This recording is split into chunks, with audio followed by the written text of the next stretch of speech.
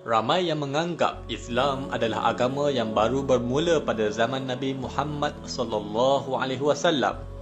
Sedangkan faktanya adalah syariat Islam itu bermula pada zaman Nabi Adam sehinggalah diakhiri oleh syariat Nabi Muhammad SAW. Nabi Muhammad adalah khatamun Nabi atau penutup bagi segala Nabi dan Rasul. Di dalam sebuah hadis, baginda bersabda yang bermaksud, perumpamaan dalam deretan Nabi-Nabi seperti seorang yang membangunkan sebuah bangunan. Dia menyempurnakan dan memperindah,kannya. Akan tetapi dari satu sudut bangunan yang indah itu ditinggalkan ruang sebiji bata, yakni kekosongan. Kemudian orang mengelilingi bangunan itu dan merasa takjub dan mereka berkata, andaikan ruang kosong itu dilengkapkan dengan sebiji bata, lagi alangkah sempurna dan indahnya bangunan tersebut. Rasulullah kemudian berkata, maka akulah bata yang terakhir tersebut. Hadis riwayat Imam Bukhari. Di dalam Islam menegaskan bahawa Nabi-Nabi terdahulu membawa akidah Islam, iaitu mentauhidkan Allah dan meninggalkan syirik. Firman Allah di dalam Al-Quran bermaksud, dan sesungguhnya kami telah mengutus dalam kalangan tiap-tiap kaum seorang Rasul, dengan memerintahkannya menyeru mereka, hendaklah kamu menyembah Allah dan jauhi taghut. Maka di antara mereka yang menerima seruan Rasul itu, ada yang diberi hidayah petunjuk oleh Allah, dan ada pula yang berhak ditimpa kesesatan. Oleh itu mengembaralah kamu di bumi. Kemudian lihatlah bagaimana buruknya kesudahan umat-umat yang mendustakan Rasul-Rasulnya.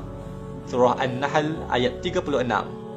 Akan tetapi, apa yang berlaku kepada ajaran Rasul terdahulu itu adalah tokok tambah dan penyelewengan ke atasnya sehingga ia melahirkan agama-agama lain yang jauh menyimpang dari ajaran yang asal.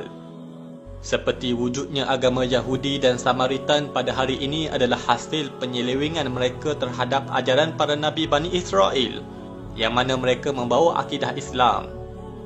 Begitu juga wujudnya agama Manda'in Sabi'in, hasil daripada bid'ah pengikut Nabi Yahya. Manakala agama Kristian adalah hasil dari perbuatan bid'ah pengikut Nabi Isa AS.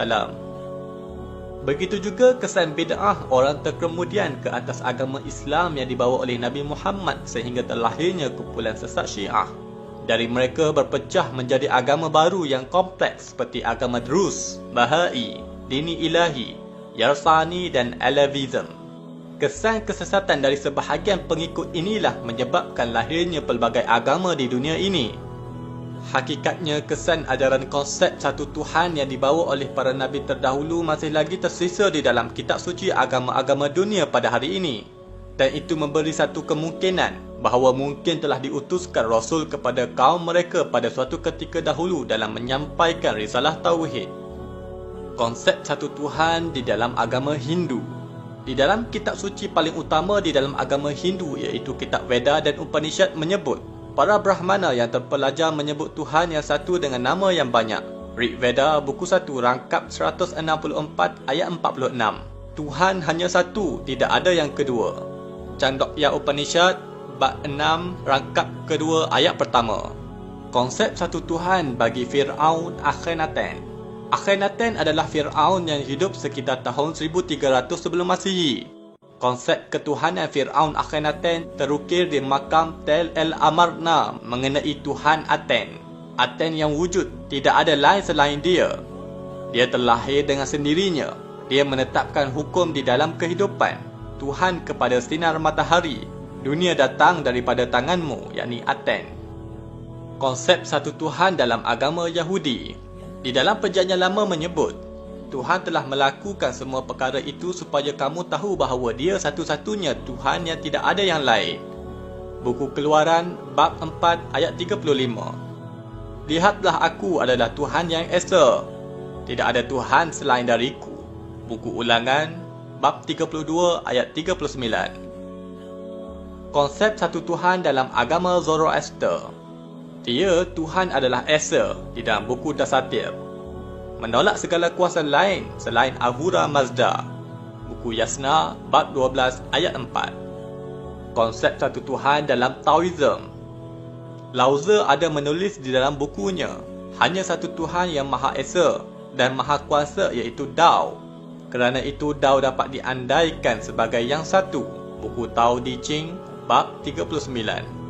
konsep satu Tuhan dalam agama Kristian.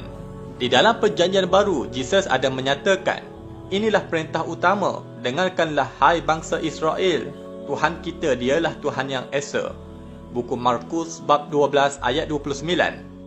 Inilah hidup yang kekal itu, iaitu bahawa mereka mengenal Engkau satu-satunya Tuhan yang benar dan mengenal Yesus Kristus yang Engkau telah utuskan. Buku Yohanes bab 17 ayat 3. Konsep Tauhid di dalam Al-Quran. Al-Quran merupakan kitab wahyu yang terakhir menekankan kemurnian Tauhid yang sepatutnya diimani oleh semua manusia. Di dalam Al-Quran menyebut, Qul huwallahu ahad, Allahus samad, lam yalid wa lam yulad, wa lam yakul lahu kufuwan ahad. Setelah agama Islam disempurnakan pada zaman Nabi Muhammad, maka tidak ada lagi Rasul dan Nabi diutuskan kerana segala syariat yang dibawa oleh baginda relevan dan komprehensif sehingga hari kiamat.